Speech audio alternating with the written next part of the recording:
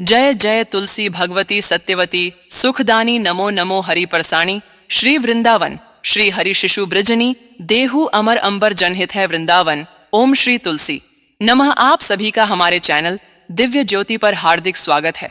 आज चौथा अध्याय सुनेंगे, साथ ही आज आप सुनेंगे कार्तिक स्नान की कहानी। आज करवा चौथ व्रत और संकष्टी चतुर्थी भी है। ऐसे में अगर हो सके तो करवा चौथ व्रत कथा और संकष्टी चतुर्थी व्रत कथा भी हमारे चैनल पर आज आप जरूर सुने। अब सुनिए आज का अध्याय। शौनक आदि अर्षियों से श्री सूत जी महाराज ने आगे कहा। ब्रह्मा जी से अब तक के 5 अध्यायों में विभक्त कथा सुनकर देवर्षि नारद जी गदगद हो गए। वे ब्रह्मा जी को प्रणाम करके विनम्र भाव से बोले, नारायण नारायण ही पिता है। अब कृपा करके कार्तिक मास के महत्व का विस्तार पूर्वक वर्णन कीजिए। नारद जी के मुख से यह सुनकर श्री ब्रह्मा जी बोले, ही पुत्र, तुम तो बहुत ही उदार और सभी प्राणियों का भला चाहने वाले हो, इसलिए मृत्यु लोक के निवासियों के भले के निमित्त ऐसे ऐसे प्रश्न पूछ रहे हो। सुनो, आज मैं तुम्हें ऐसी कथा कहता हूं जिसको पढ़ने और सुनने मात्रा से ही समस्त पापों का नाश हो जाता है। अपनी बात को आगे बढ़ाते हुए श्री ब्रह्मा जी ने कहा, सुनो नारद, साधु संतों का सत्संग अति पवन और दुर्लभ होता है। यह सांसारिक भय को दूर कर देता है और ज्ञानियों को मोक्ष प्रदान करता है। जिसकी जैसी कामना होती उसकी वह कामना भी पूरी हो जाती है। जिस तरह से गंगा जी पापों को धो देती हैं और सूर्य पापों को भस्म कर देता है, ठीक उसी प्रकार संत समागम पाप तप और दिन का तीनों को ही नष्ट कर देता है। आधे क्षण का साधु समागम भी मोक्ष प्रदान करने वाला होता है। इतनी बात सुनकर तमाम आर्षि और मुनि ने कहा कि हे सूत जी, अब आप कृपा करके कार्तिक मास महत्व का इतिहास और प्रसंग सुनने की भी कृपा कीजिए। तब श्री सूत जी बोले, ही ऋषियों, एक समय चंद्रबदनी और कमल के समान कमल नैनी श्री सत्यभामा ने मन ही मन में विचार किया कि मैं धन्य हूं, जिसकी पतिदेव स्वयं त्रिलोकीनाथ भगवान मधुसूदन है और वे 16,108 रानियां में सबसे बढ़कर मुझे ही प्रेम करते हैं। जिस कल्प वृक्ष की पृथ्वी पर बसाने वाले प्राणी तक नहीं जानते, वह कल्प वृक्ष स्वयं मेरे आंगन में लगा हुआ है। ऐसा सोचकर सत्यभामा ने एक दिन श्री कृष्ण भगवान से कहा, ही प्रभु, मैं आपसे एक बात पूछती हूँ। आशा है कि आप मेरे लिए मेरी इन बातों का उत्तर देने की कृपा करेंगे। सत्यभामा की यह बातें सुनकर भगवान श्री कृष्ण सत्यभामा का हाथ पकड़कर कल्प वृक्ष के नीचे ले गए। भगवान ने कहा, ही सत्यभामा, मैं अपनी सब रानियां में तुम्हें ही सबसे प्रियता मानता हूं। मैंने तुम्हारे स्नेह के वश में सेराज इंद्र से विरोध करके ये कल्प वृक्ष स्वर्ग से लाकर तुम्हारे आंगन में लगा दिया। मैं तुम्हारे लिए न देने वाली वस्तु भी दे सकता हूं और न कहने वाली बात भी कर सकता हूं। इसलिए अगर तुम मुझसे गुप्त भी बात पूछो तो भी मैं तुम्हें बता दूंगा।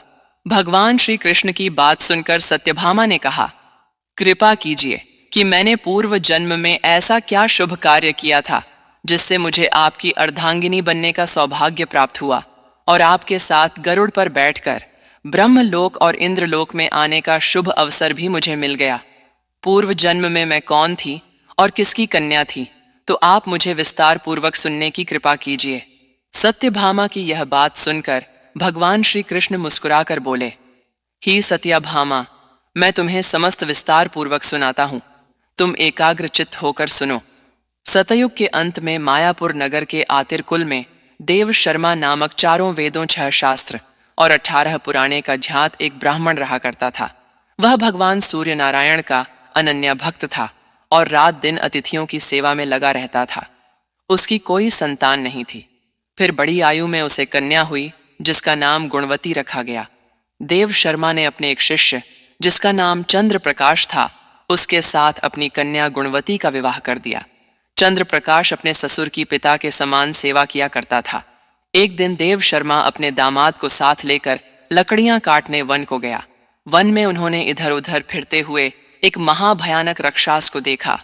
उसको देखकर उन दोनों के हाथ पैर फूल गए और भागने में असमर्थ होने के कारण वे दोनों राक्षस के हाथ से मारे गए। परंतु क्षेत्र और अपनी भक्ति के प्रभाव के कारण वे मेरे वैकुंठ धाम को चले। जैसे मेघ द्वारा वर्षा हुआ जल सभी नदियों द्वारा समुद्र में प्रवेश कर जाता है, ठीक उसी तरह श्री गणेश, शिव जी, सूर्यदेव और श्री हरि इनमें से किसी भी देवता की भक्ति और उपासना करें, वह हमें ही प्राप्त होता है। इसी से वह सूर्य भक्त हमारे जूते के द्वारा पुष्पक विमान में बिठाकर हमारे लोक में पहुंचा दिए गए। इधर उन दोनों के मरने की खबर सुनकर गुणवती ने बहुत विलाप किया। रो रो कर कहने लगी, हे पिता और पतिदेव, अब मैं कैसे जीवित रह सकूंगी। हे नाथ, तुम मुझे किसके भरोसे छोड़कर कहाँ चले गए। अब मेरे खाने पीने का प्रबंध कहाँ से हो सकेगा। ही तात, मेरा कौन ठिकाना है। इस प्रकार गुणवती विलाप करती हुई पृथ्वी पर गिरकर मूर्छित हो गई और पिता की अंत्येष्टि क्रिया की, फिर संसार से विरार के भक्ति में लीन रहने लगी। तब वह विधि विधान से कार्तिक मास का स्नान करने लगी और साथ ही साथ एकादशी का व्रत भी करने लगी। ये दोनों ही व्रत भगवान को अति प्रिय है और मुक्ति और ऐश्वर्य प्रदान करने वाले हैं। प्रिय कार्तिक मास में तुला के सूर्य में जो प्रातःकाल स्नान, जागरण और दीप दान करते हैं, उनके जन्म जन्मांतर के पाप नष्ट हो जाते हैं। जो मंदिर में प्रातःकाल झाड़ू लगाते हैं, भगवान का पूजन करते हैं, वे जीवन मुक्त हो जाते हैं, अर्थात बार बार जीवन मरण के बंधन में नहीं बांधते। जो कार्तिक मास में तुलसी जी का पौधा लगाकर उसकी पूजा अर्चना करते हैं, दीप दान करते हैं, वे फिर इस संसार में दोबारा जन्म नहीं लेते।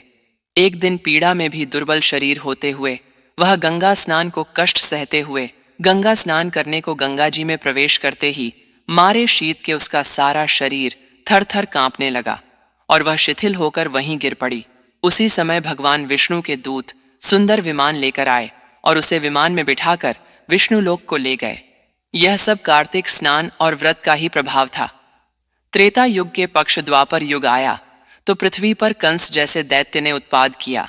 उसे समय श्री ब्रह्मा आदि समस्त देवताओं द्वारा प्रार्थना किए जाने पर पृथ्वी का भार उतारने को मैंने कृष्ण अवतार धारण किया। उस समय जितने भी हमारे विष्णु गणिध्वे मेरे साथ में यादवों के रूप में ग्वाल बाल होकर पृथ्वी पर अवतारे। देव शर्मा जो तुम्हारे पिता थे, वह भी पृथ्वी पर अवतरित हुई। और ही सत्यभामा, उस जन्म में देव शर्मा का नाम सत्यजीत हुआ और चंद्र प्रकाश पृथ्वी पर जन्म धारण करके इस जन्म में गुणवती थी। अब तुम्हें इस पृथ्वी पर जन्म धारण कर सत्यभामा हुई और कार्तिक मास में किए गए व्रत स्नान दान से ही तुम हमारी प्रिय हुई हो। तुमने आज जन्म तुलसी जी के वृक्ष को सींचकर उसका पालन किया, इसी से तुम्हारे आंगन में वृक्ष है। और कार्तिक मास में तुमने जो दीपदान किया था, इसी से तुम्हारे घर में लक्ष्मी जी का प्रकाश है। कार्तिक मास में व्रत आदि करके जो तुमने काया कष्ट सहन किया था, उसी से तुम मेरी अर्धांगिनी हुई। जो कोई कार्तिक मास में व्रत आदि करता है, वह मुझे तुम्हारी ही समान प्रिय हो जाता है। सत्यभामा जी को उनके जन्म का पूर्व वृतांत सुनकर भगवान श्री कृष्ण मौन हो गए। इसके आगे का वृतांत आप अगले अध्याय में सुनिए। अब सुनिए भगवान श्री कृष्ण बुद्धि और उनके खिचड़ी के कटोरे की कहानी। किसी गांव में एक वृद्ध मां रहा करती थी। वह हमेशा कार्तिक के महीने में व्रत किया करती। जब उनका व्रत खोलने का समय होता तो उसे समय भगवान कृष्ण आते और एक कटोरा खिचड़ी का रखकर चले जाया करती। उस वृद्ध मां के पास वाले घर में एक दूसरी औरत रहा करती थी, जो हमेशा यह देखती थी। उसको वृद्ध मां से बहुत जलन होती कि इसका तो कोई भी नहीं है, फिर भी इसे खाने के लिए खिचड़ी मिल ही जाती है। एक दिन कार्तिक के महीने में स्नान करने के बाद वह वृद्ध मां गंगा गई और उसके जाने के बाद भगवान श्री कृष्ण ने उनके लिए खिचड़ी का कटोरा उनके घर पर रख दिया। पड़ोसन ने देखा कि खिचड़ी का कटोरा रखा हुआ है और वृद्ध मां घर पर नहीं। कटोरा उठाकर यह पिछवाड़े फेंक दिया। जब वृद्ध मां कार्तिक स्नान करने के बाद घर वापस लौट कर आई तो उन्हें वह खिचड़ी का कटोरा नहीं मिला, तो वह फिर तो उस दिन भूखी रही। वह वृद्ध मां बार बार एक ही बात दोहरा रही कि कहाँ गई मेरी खिचड़ी और कहाँ गया मेरा खिचड़ी का कटोरा। वृद्ध मां तो हर दिन उसे खिचड़ी के कटोरे से पहले भगवान कृष्ण को भोग लगती, फिर खुद खाती। उस दिन ना तो वृद्ध मां ने खिचड़ी खाई, ना ही उन्होंने भोग लगाया। उधर वृद्ध मां की पड़ोसन ने जहां खिचड़ी का कटोरा फेंका था, वहां पर एक पौधा उगाया और उसमें बहुत सुंदर 2 फूल खिल गए। एक बार उस राज्य का राजा उस ओर से निकाला तो उसने उन दोनों फूलों को देखा, तो उसने वह दोनों फूल तोड़ लिए और अपने महल में ले आया। महल में लौटकर उसने वह फूल अपनी रानी को दे दिए। रानी ने जब उन फूलों को सूंघा तो वह गर्भवती हो गई।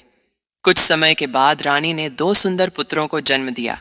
राजा की दोनों पुत्र राजकुमार जब बड़े हुए तो किसी से बोलते नहीं, लेकिन जब वह दोनों शिकार पर जाते तो रास्ते में वही वृद्ध माँ उनको मिलती, जो अब तक यही कहती थी कि कहाँ गई मेरी खिचड़ी और कहाँ गया मेरा खिचड़ी का कटोरा। उसे वृद्ध माँ की बात सुनकर दोनों बालक कहते, हम हैं तुम्हारी खिचड़ी और हम ही हैं तुम्हारा कटोरा। ऐसा हर बार होता जब भी वे दोनों बालक शिकार पर जाते। जब भी वृद्ध माँ मिलती तो दोनों एक दूसरे के साथ मिलकर यही कहते। वृद्ध माँ भी यही कहती। एक बार राजा के कानों में ये बात पड़ गई। राजा को सुनकर बड़ा आश्चर्य हुआ कि दोनों लड़के तो यहाँ महल में किसी से बात नहीं करते, कभी बोलते नहीं, फिर ये वृद्ध माँ से कैसे बात कर लेते हैं। राजा ने सोचा सारी हकीकत को जानना चाहिए। राजा ने वृद्ध माँ को अपने महल में बुलवा लिया और कहा, वृद्ध माँ से तो यह दोनों किसी से भी नहीं बोलते, लेकिन हमने सुना है कि तुमसे यह दोनों बातें करती हैं। मुझे नहीं पता कि दोनों मुझसे क्यों बोलते हैं। मैं तो बस कार्तिक का व्रत किया करती थी और मेरे कृष्ण जी मुझे खिचड़ी का कटोरा भर कर दे जाते। एक दिन जब मैं गंगा स्नान करके वापस आई तो मुझे वह खिचड़ी का कटोरा नहीं मिला। बस मैं तब से यही कहने लगी कि कहाँ गई मेरी खिचड़ी और कहाँ गया मेरा खिचड़ी का कटोरा।